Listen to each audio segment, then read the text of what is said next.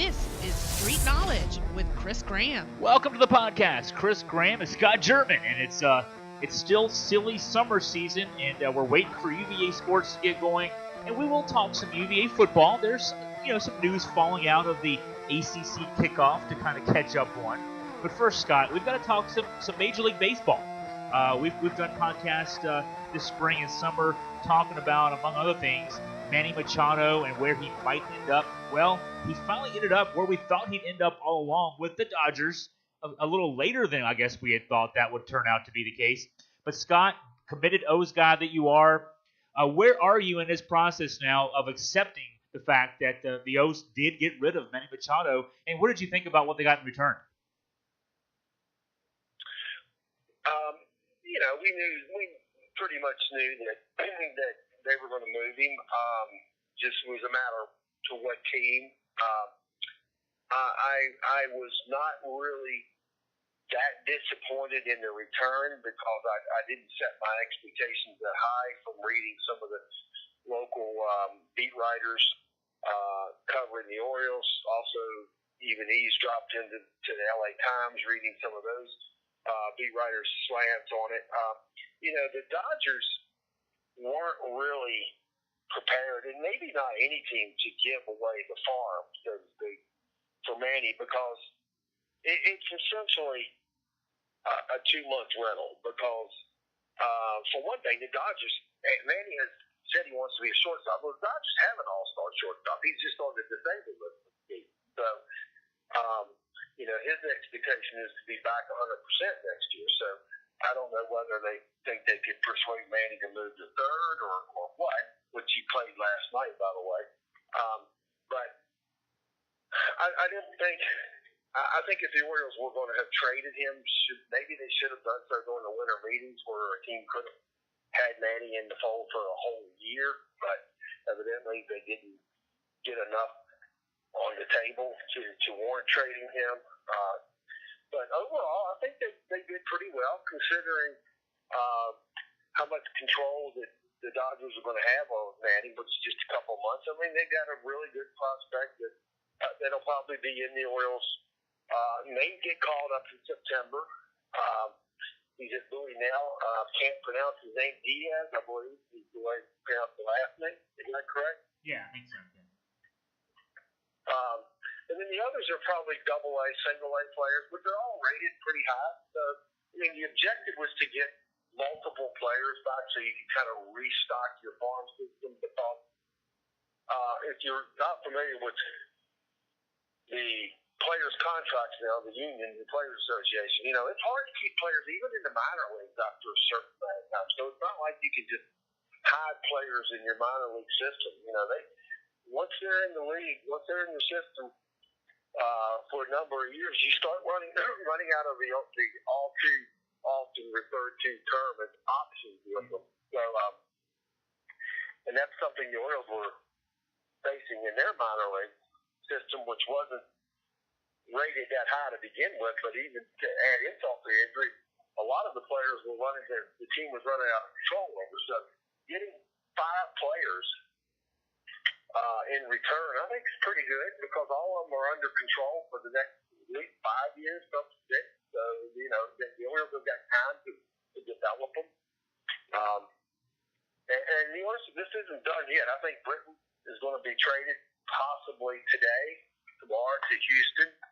More than likely is the destination. And from what I've heard about that, they're going to get a better haul for Britton than they did for Manny. So they're not done. Britton, possibly Jones. By the end of the year, this is going to be an entirely different looking team.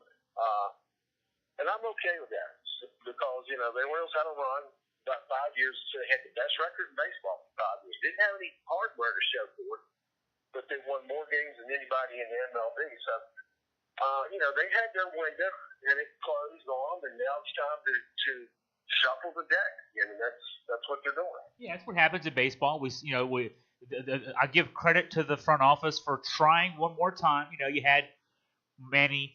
He had Britton under contract through 2018. Let's make one more run at it and see if we can do it. This year turned out spectacularly in the wrong direction in that respect, but at least the effort was made, and yeah, good run. Rebuild. Philadelphia's already, we saw that those Philadelphia teams in the late 2000s, early 2010s, they had NL champions, World Series champions, and then that group went away, and they're already back this year. They're in first place in the NL East, so it take a couple years to rebuild, and if Buck Showalter's the guy as the architect, there's worse guys to have building a team from within, and then the front office there too. So, it's just part of baseball. Nobody can stay on top for too long in baseball. Cycles go through, and you win when you can, and then you start over again. You do, and you got to. I do. I criticize the front office a lot, but I will say they could have folded the tent up during the winter, unloaded Manny during the winter, but they believed that they had one more year of a window, and that they went all in for it. And it's kind of bit them a little bit, but you still have to give them credit for trying to give the fans one more year of possibly, going deeper into the playoffs, as opposed to some teams. You look at Houston, one of the best, if not the best team in baseball right now. But it took about they pretty much, they were just dreadful for 5 years. I mean, we're talking about 3 years in a row where they lost 100 games or more. So. They literally went in the tank for 3, 4, 5 years just to stockpile high draft picks. I'm not really a fan of that mentality, but you can't say they didn't at least try to go for it one more year. It didn't work, so now they're left, here in a season that's just been horrific. Now all you're hoping for is that they get some return back for the 2 or 3 other players that are going to be dealt before next week for certain. And I'll give the quick Nats report in that respect. The Nats, of course, has similar issue, at least with one player, Bryce Harper, his contract coming up this year, and because I don't know that it's quite the same as the O's. The Nats are not winning. They're 6 games back. So they're not out of it, to say the least, but 6 games back in the East. They're also 6 games back in the wild card. They're just not playing consistently well enough. And if they lose Harper, which it looks like they will, if they lose Harper, it's not like they have to rebuild. They still got Scherzer and Strasburg under contract. There's talk now about maybe Cole Hamels is part of a trade deal, but they have so much young talent, Soto and Victor Robles, along with the core veterans that are still there, that next year won't be a rebuilding year, but this year's been disappointing for the Nats as well.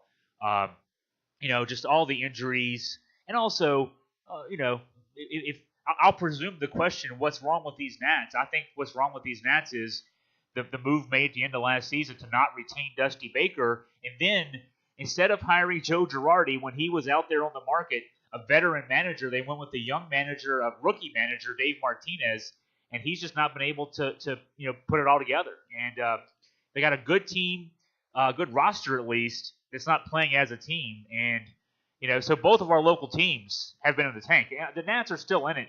I'm not sensing anything out of that group that says to me they're going to be a playoff team this year. Well, the advantage that the Nats have is that there's two huge advantages the Nats have that the O's don't have. Of course, the O's could be in the Valley League this year and would not be in playoff contention. But the Nats aren't facing the Yankees and Red Sox. They're not trying to climb over those 2 teams. They're trying to climb over 2 teams that a lot of people didn't.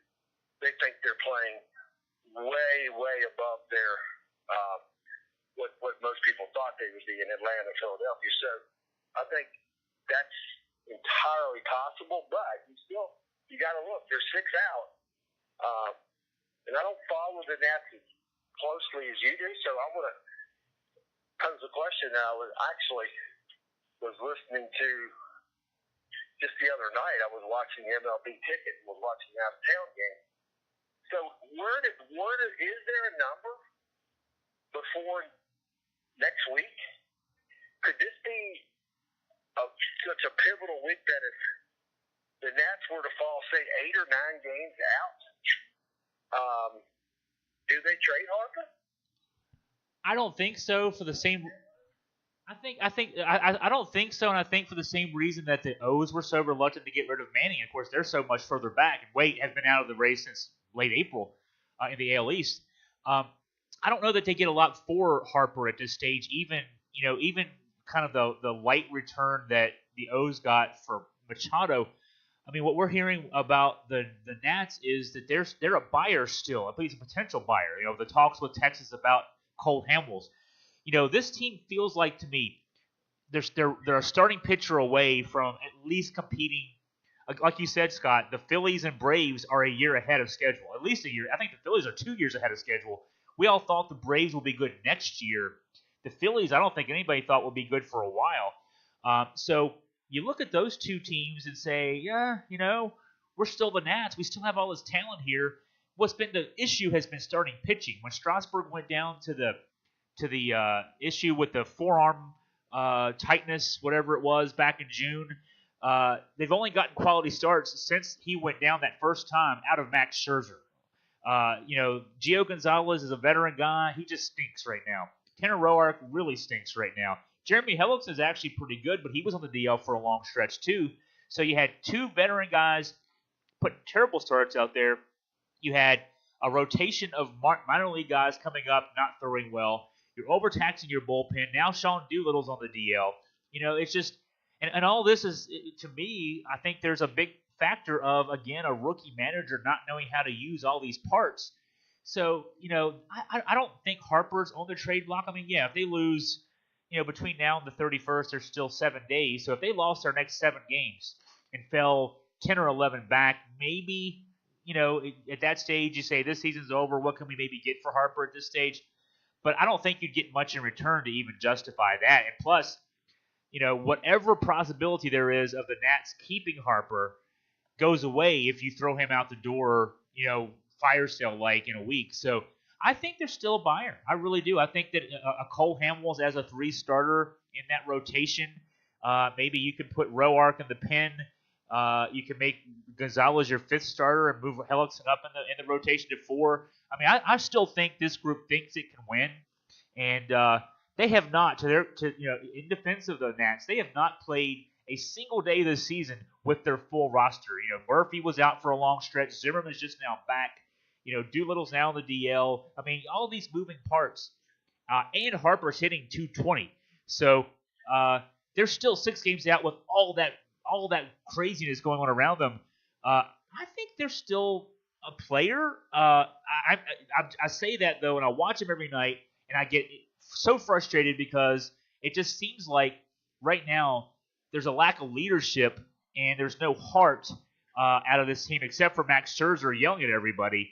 And nobody's responding. You saw Trey Turner. I don't know if you saw, Scott, the play last night where he bunted a ball right in front of home plate and just put his helmet down and didn't even try to run it out. I mean, we're seeing that so often out of this group right now, that kind of play, that lack of enthusiasm right now, except for Max Scherzer. That's the maddening thing right now. They need somebody to light a fire under them.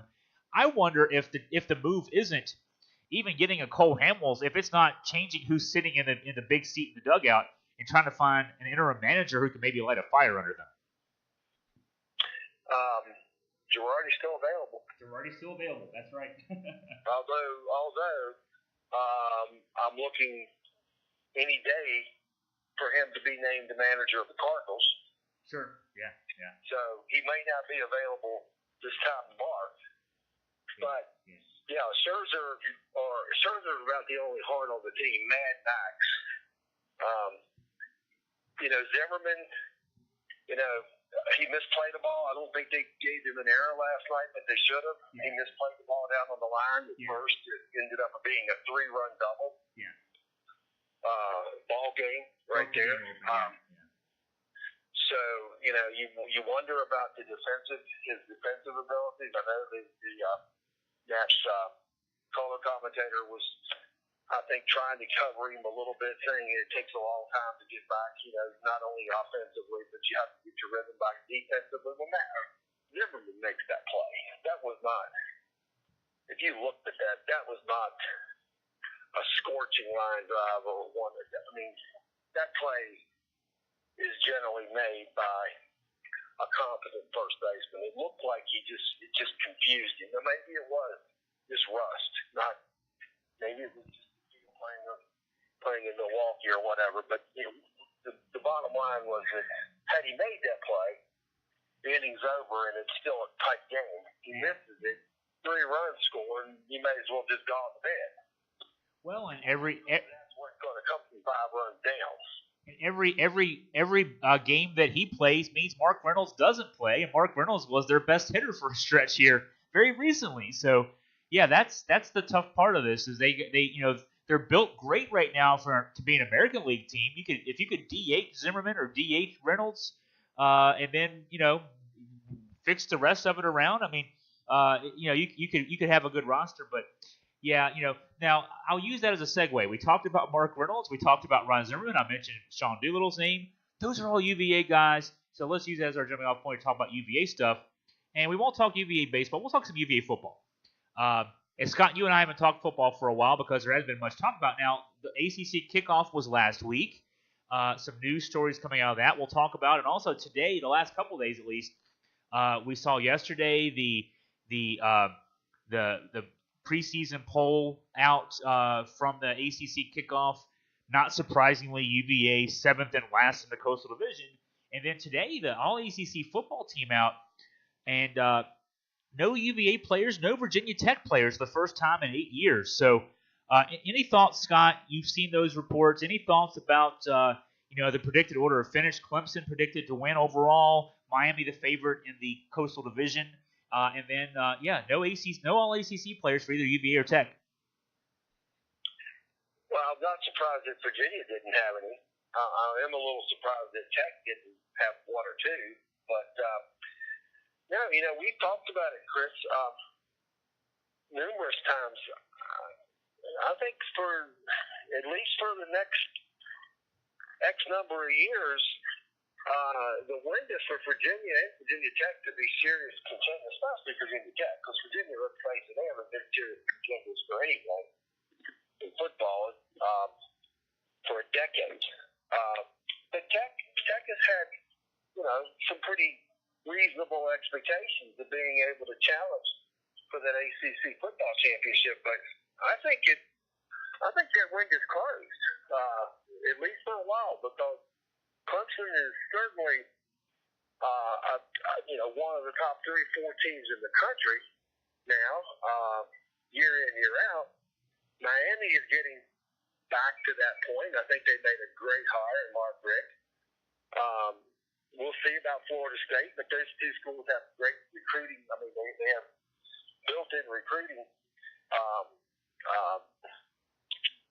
bonuses that other schools just don't have. It's going to be very, very tough for Virginia or Virginia Tech to really challenge those 3 teams. And then you toss in Louisville. Louisville has really played well lately. It's a tough conference, and it doesn't surprise me at all that Clemson's the favorite, and I'm not sure who I would say would be a co-favorite, but I would say Clemson is overwhelmingly the best team in the conference. Bronco is, I think he's recanted a little bit, or maybe tried to clarify what he meant about not having enough players, ACC caliber players, but I mean, his kid, we knew that. I mean, he just, to me, stated the obvious. I wouldn't have stated it the way he did, but, there's a lot of work to be done at UVA and Tech as well. Yeah, I'll say Clemson is no doubt the favorite. There's no co-favorite. I mean, somebody has to win the Coastal Division, but it doesn't matter. I mean, you look at the ACC football, All-ACC preseason team today. 8 of the 22 first-team guys are Clemson guys. Their entire defensive line. And their biggest question is, which quarterback do you play? They've got the guy last year who led them to the playoffs, and they've got a guy that people are already looking at, a true freshman recruit that people are talking about being like the top pick in the draft in a couple years. So when that is your big question, that's a pretty good problem to have. I actually look, though, at Virginia Tech. To me, I think they're going to win the Coastal this year. I thought Miami, we all fell in love with Miami last year. They were 10-0 at one point. They faded down the stretch. That bad loss to Pitt in their final regular season game. But people forget. We won't forget because we're Virginia people. Virginia led Miami in Miami for 3 quarters and played great while Virginia was playing its worst football of the season. We lost 6 of our last 7 games. Our last sort of hurrah was playing for 3 quarters and actually dominating Miami for 3 quarters. They beat us in the fourth quarter with depth. But, so they went from that game to losing to Pitt, losing to Clemson in the ACC championship game. And, I look back at Miami last year, and what Miami did was they beat the heck out of Notre Dame, but they had a close win over Georgia Tech, a team that Virginia beat. They had a close win over Florida State, a team that ended up 7-6. Everything about Miami last year was all about that 10-0 record and that big win over a Notre Dame team that turned out not to be very good either. So Virginia Tech on its side, I like what they got coming back. Their defense is going to be as stout as ever.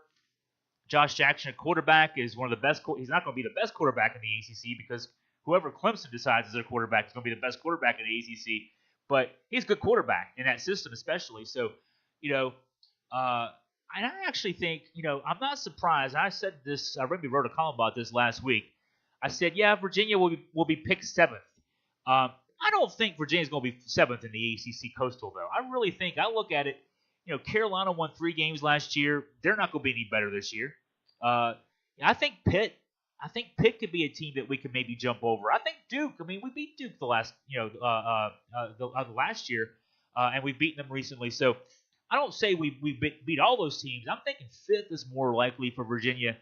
And even though it's the schedule is really, really light this year, to say the least. The non-conference schedule, you got Richmond, you got Ohio, you got Liberty, you got the game at Indiana. That's your toughest game non-conference, at Indiana, a team that won 5 games last year. Yes, one of those was a win over Virginia, but still, they're not a great team either. You win 3, maybe 4 non-conference. You win 2, maybe 3 in conference. This team's going to a bowl again. Not necessarily playing great football, but that's kind of where I see this kind of finishing out for Virginia. I think they could, kind of worm their way ahead if, have 6 wins maybe by those last 2 games, which are at Georgia Tech, at Virginia Tech. They're not going to win either of those games, but, I think this could be a bowl team this year. You're optimistic. So I'll play the bad guy in this. So you said the schedule was light. So we start off against Richmond, a team that just beat the daylights out of it last year. 2 years ago. 2 years ago. 2 years ago. I don't see us being any better than we were 2 years ago. Oh, we're better than 2 years ago. Not. Okay, I'll give you that. So I think that game may be. I would say that game is. I would put Virginia, if I were doing the proverbial going down the schedule, putting the W and the L just on not even naming the score, I'd give Virginia the win on that, but that's not going to be an easy game. I do not believe. Oh, I agree. Indiana is a much better team than we've seen. Indiana has improved significantly, so that's going to be a tough game. Now, I don't see many easy games. Now, again, we just have so many unproven players that we don't know what we're going to have. But it starts with quarterback. If he is as dynamic as what we're hearing, then maybe our expectations can be a little higher than what we're thinking. But if he's not, then there's not much behind him. Who do you turn to? Well. Yeah. Anybody except for Clemson, it seems, in the ACC who loses their starting quarterbacks can really struggle. We saw it with Florida State last year. Florida State lost DeAndre Francois in the opener to Alabama, and they were preseason number 3 and ended up 7-6. So even Florida State, as deep as they are, you lose your quarterback, you're going to struggle. I would say the same thing for Virginia Tech this year. They lose Jackson, they're going to struggle. So if Virginia loses Perkins, it's not going to be a good. Glendale Stone, we saw a very limited amount from him last year, and what we saw was not good, which is why they went on the transfer market to get the JUCO in Perkins. But let's assume Perkins stays healthy. The question really, and so I'll go back to, I was going to throw in about all ACC. I would say, for the most part, I would agree that no UVA players on the all ACC team, maybe not surprising. I would say Alameda Zacchaeus, maybe Alameda should have been, a little bit more stronger candidate for all ACC wide receiver. He did lead the conference in catches last year, 85, a UVA school record. So you got the leading receiver back. That's more of a function of the people who are there voting than it is about the player. And also the program, I guess, too. The fact that, if you want to vote UVA 7th, can you put the wide receiver on the first team? But, Zacchaeus is going to have another good season this year. If he stays healthy with Perkins at quarterback, he's going to be his safety valve. If he doesn't surpass those 85 catches this year, I'll be very surprised. The question, as always with this program, at least the last few years, even dating back to Mike London time, is the offensive line. And, that was a big issue. Scott, we noticed it last year. As we talked about several times on podcasts, this team played a bowl game with 5 healthy linemen. That's not a way to go. That's why we lost 49-7. Didn't score on offense. Our score was on a kick return. We've got guys back. We've got a transfer in from Ohio State. That's going to be the big question mark. I mean, I'm hearing good things about the line. I'm hearing good things about the new strength coach. And the fact that this, Carla Williams, the new AD, really beefed up the strength and conditioning program, doubling the number of trainers and that kind of thing, and how that's going to have an impact. But until we see, what results there are from that, I wrote a column about the line and how, there's all this love for the offensive line, but we're not going to know until that first game against Richmond, and maybe not even until the second game, just what we have in terms of offensive line, and that's going to be the important thing. I think the defense is going to be stout. You lose some guys. You lose Kaiser. You lose Blanding. You lose Brown. But I think we got bodies back there. We got studs back there. I think we'll be fine defensively. I think we've quarterback Perkins I like Zacchaeus. I like Jordan Ellis at running back. I think you've got weapons. Evan Butts at tight end. But can we block? And if we can't block, we're not going to move the ball. We're going to end up punting the ball a lot. Our defense is going to be on the field a lot. Like we saw last year, if your defense is on the field too much, they get gassed. No matter how good they are, they're going to get tired. They're going to give up points. So if we can't block, we're not going to win games. And we're not going to really know the answer to that question, maybe even until Indiana, maybe even week 3 against Ohio. So, yeah, jury very much still out as far as that goes.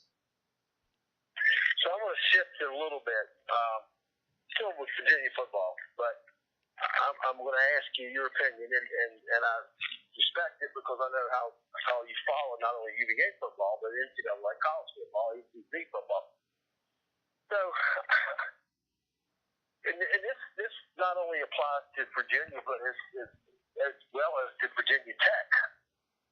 How do you go about, and this is something that Mendenhall sort of referred to, and I also read an article in the Norfolk Virginia College about this, that at Fertile 757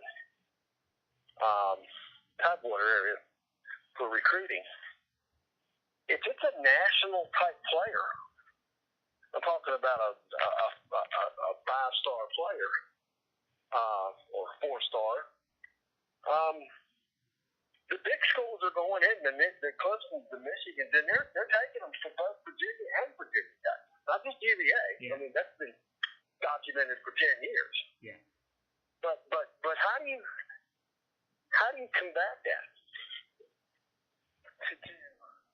If the stakes being so big now that the Clemsons can go in and the Ohio States and the Michigans that can show these players, hey, you come here and you're going to be in that Final Four. You're going to shot every year. Virginia Tech just can't say that, and I don't know if they'll ever be able to promise that. Yeah. I think it's a great point. Virginia is a Florida and Texas are the top two states. California is a top state in terms of number of recruits. Of course, those are big states as well geographically. But Virginia is a fertile ground. And, you think back to both Virginia and Virginia Tech, 80s and 90s and 2000s teams and all the great players on those teams. Michael Vick was a Virginia guy. Aaron Brooks was a guy from the state of Virginia. Chris Slade, Terry Kirby, the linebackers on those the 90s teams. I'm losing names here. Anthony Poindexter, Tiki Barber, Rondé Barber. I mean, all these guys I'm talking about were Virginia players, Virginia high school players, and so the strength and the growth of the Virginia and Virginia Tech programs in the 80s and 90s into the 2000s was keeping those guys in state. And yes, now we're losing them. Yeah, Michigan started taking guys away in the early 2000s. Clemson started figuring it out. And now it's a regular thing. Hey, let's go poach Virginia for their best players.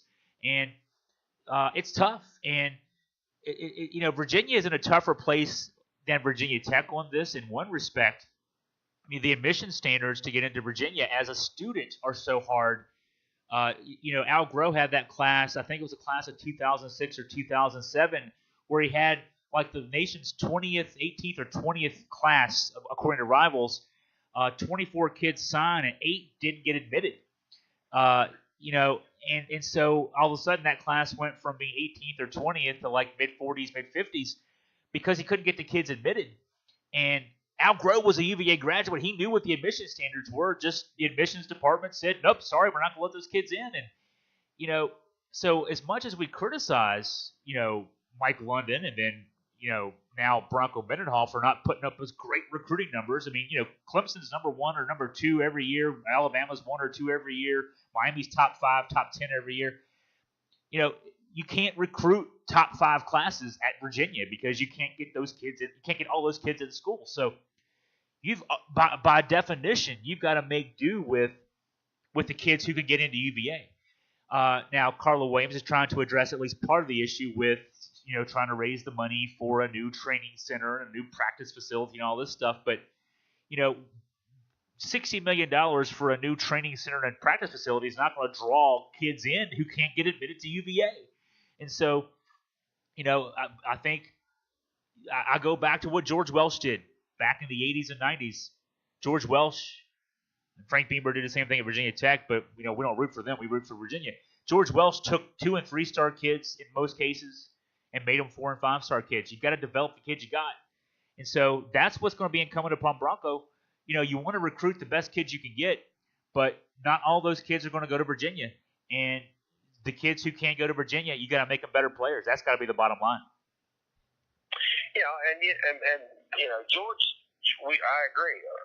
George took the 2- and 3-star players and made them better players, but some of the players that were the cornerstone of Virginia football, turning that around, they were 4- and 5-star players.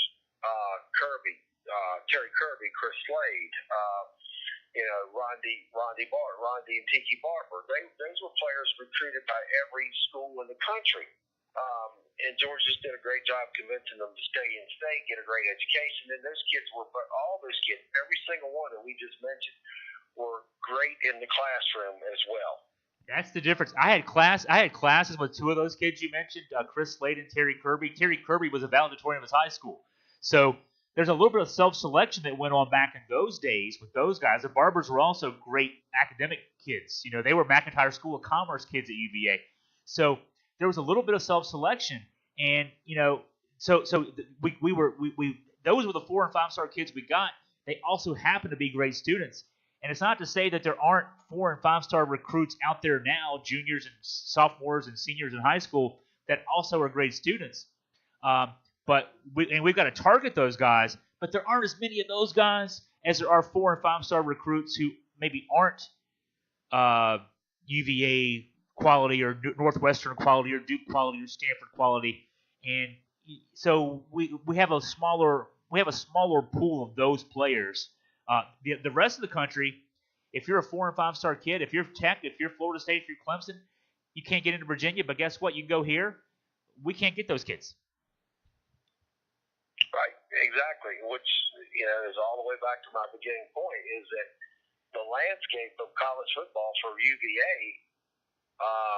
it's just completely different than what it was even 10, 12 years ago. And a big factor in that is the playoffs, the bowl. I mean, the Clemson, the Ohio State, the Michigan, the teams that have been mainstays in this short run of the Final Four.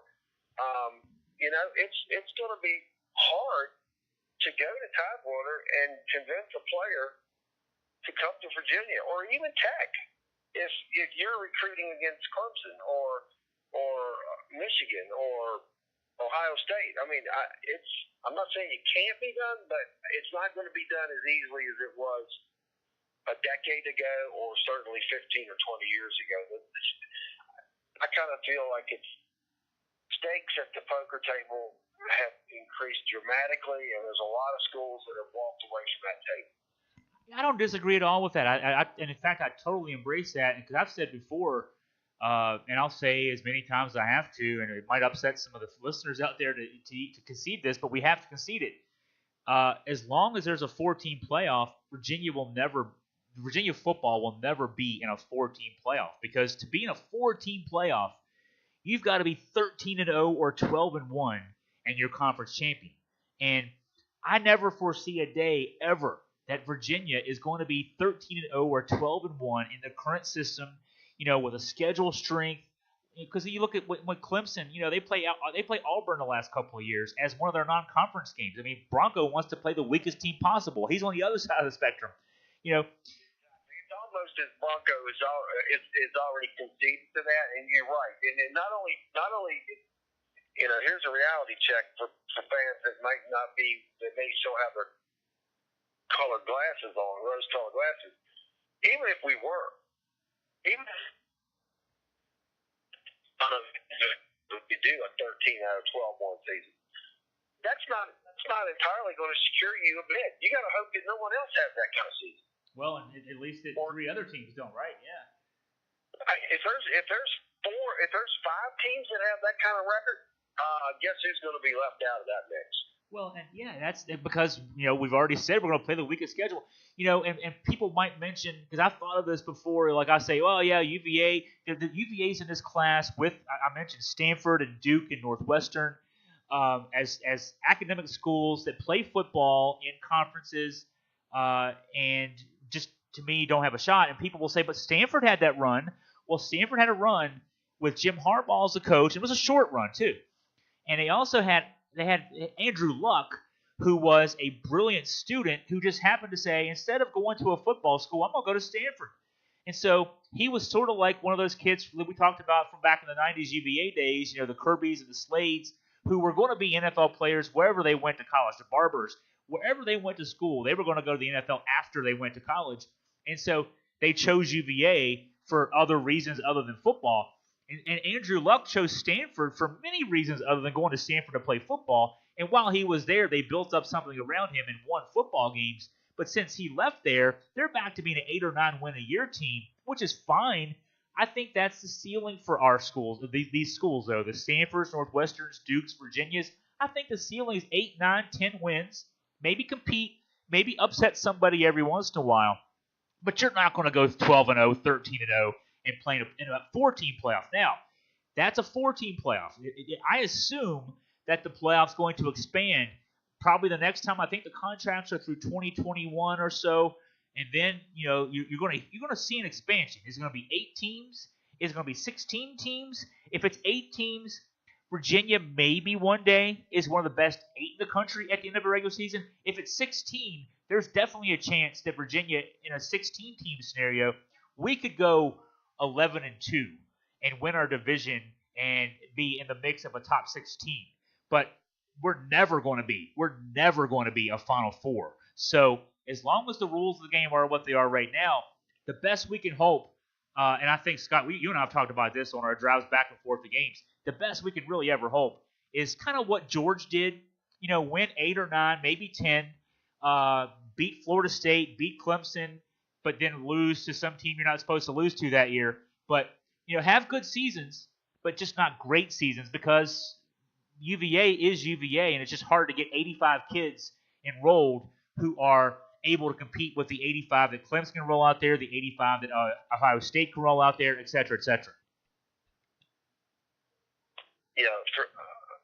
If it goes to that, then there's hope there. But I'm not sure if we'll see 16. If that happens, then the whole postseason of college football is going to have to change drastically. I don't know how they would do it unless they eliminate a regular season game, maybe putting it back to 11 or something like that, maybe. But the way it's currently configured, that ceiling for Virginia might be an Orange Bowl bid. When an Orange Bowl is not part of the national championship equation, that's it. And that to me is disappointing, because if you took that same mentality and put it to basketball, how terrible that would be to think that your school were playing for nothing but because if you're not in that Final Four in football, then everything else is the equivalent to the NIT. Yes. So if that concept existed in the men's basketball, and the only thing we were hopefully Virginia, the highest lofty ambitions were, a top 8 or 10 finish, then that's going to be awful demoralizing. But I think you're right. It's going to the playoff is going to go to 8, and if it goes to 8, then there is a glimmer of hope. But I think that's a long time off before we have to start thinking about that. Yeah, when you say that, Scott, about the starting the season off, thinking about you're not even going to be anything better than the NIT. It makes me think back to when I was a student at UVA between 1990 and 1994. 3 of the 4 years I was a student, Virginia started at least 5-0. The one year, my first year was the year Virginia got to number 1 in the country, 7-0. And you can really think, hey, we win a couple more games, we'll be in the national championship game. And so, but those years when you started 5-0, 6-0, 7-0, and then that first loss, and it would hit you in the gut, like, man, now we can't win the championship.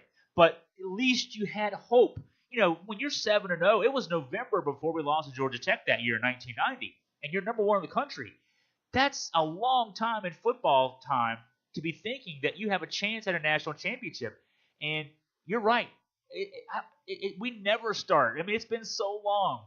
2004, that Algro team that was 7-1, ranked number 9, playing Miami in Charlottesville, I think around November 10th or so. That was the last time that late in the season that we still had a glimmer of hope that, hey, maybe if we win out, we might be in the mix for something big. 2004, we haven't started the season since that year thinking, oh, yeah, maybe we're going to be the champs this year. And, yeah, that stinks. I hadn't really thought about that in a while, but that really stinks to think that, yeah, whereas with basketball, it's July now, and we're already thinking about what we might be doing in April. We don't think that way in football terms. No, we don't. And we're old guys, where I am. And I think you sometimes lose perspective unless you really bear down and try to think about it. Perspective of where you are in your arena. And for Virginia football, you just I couldn't think of the date, but you just said it, 2004. I still have a lot of memories of UVA football being in the top 10, playing for good bowls, being in the mix for the ACC championship. But unfortunately, the kids that we're recruiting now, they weren't even in kindergarten the last time UVA had a relevant game. So the presence of mind of the pool of potential players now, Virginia's not even on the radar. Yeah. I wrote about that sometime recently too. The 2 star players on his team, Olamide Zacchaeus and Chris Peace, who were at the ACC kickoff last week, would have been in first grade the last time UVA beat Virginia Tech, for example. So, and that they're the seniors on this team.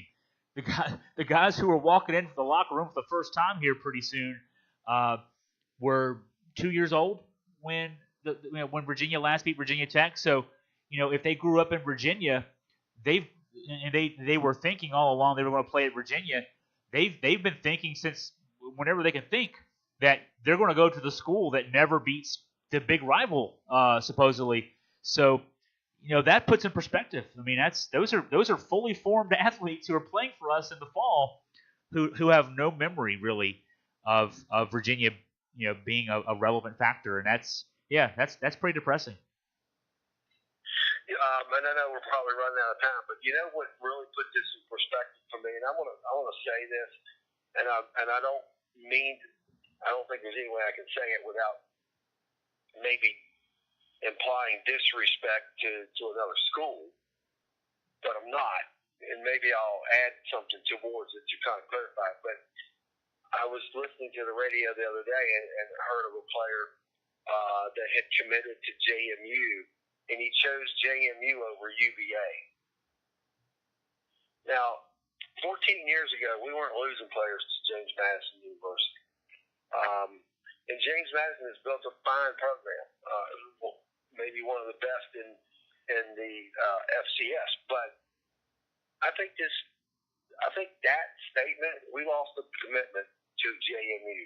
I think that statement shows you the mountain that Bronco Mendenhall has to climb over. Well, I'll throw this in about that. I don't know the kid right off, so I'd have to look up to see what his other offers were.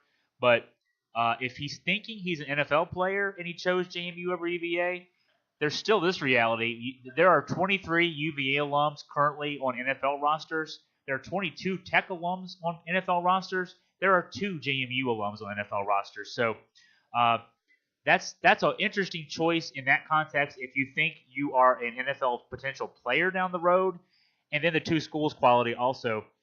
I'm a UVA alum, so I'll say it. And the folks listening at this stage, 45 minutes into a podcast, you're not going to be offended when I say UVA is a much better school than JMU. So if that kid is making that choice, I have to wonder if maybe he wasn't a preferred walk-on at UVA as opposed to getting a scholarship offer at JMU. But even if not that's the case, and he got straight up offer UVA, offer JMU full scholarship, he just made a bad choice, and that's on that kid more than it is on Bronco. You can play for a championship at JMU, but it's the JV championship. I would, in a million years, rather play even for the light at the end of a far tunnel that UVA has right now to ever play in a Final Four. I would play for that before I play for the JV championship. So that's me saying that, and you can send your cards and letters to Chris Graham, care of Augusta Free Press, if you're offended by that. But that's kind of a reality check as far as that kid goes. Yeah, and listeners, I did not say that. Yeah, Scott didn't say that. That's all Chris. But to be honest, and admiring Chris Graham, I did not say that, but I kind of agree with that. And I don't mean to imply that JMU is inferior. I mean, they compete in a different arena, and I don't think that is really on Bronco that he lost a player to JMU.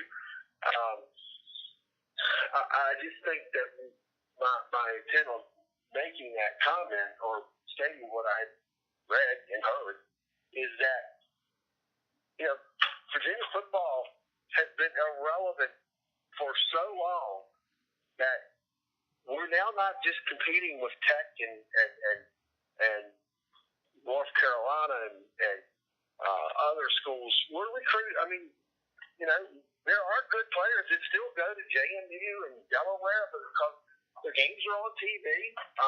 I mean, the landscape has changed, and we've fallen so far behind that it's going to take a long time to become relevant again. I'll say this too, and again, this is me saying this, not Scott saying this. But if we lost a kid to JMU, that's one less 1AA quality kid on our roster. Good news for Virginia football fans. So, but again, send your cards or letters to Chris Graham, and Scott German had nothing to do with that. He's an innocent bystander in this whole car wreck, I just call it there. So, a tremendous train wreck happened right in front of me. it had you're just a rubbernecker here. So, but this is a fun podcast. So Scott and I got together and we talked for almost we're getting close to 50 minutes here, and we really have nothing to talk about, and we did 50 minutes of that. It was probably entertaining. So pretty soon practice will start. Pretty soon there will be a media day, and we'll actually have actual football not too long down the road to talk about. But until then, this has been fun. So for Scott German, I'm Chris Graham. We'll sign off here on this podcast. Wahoo wah.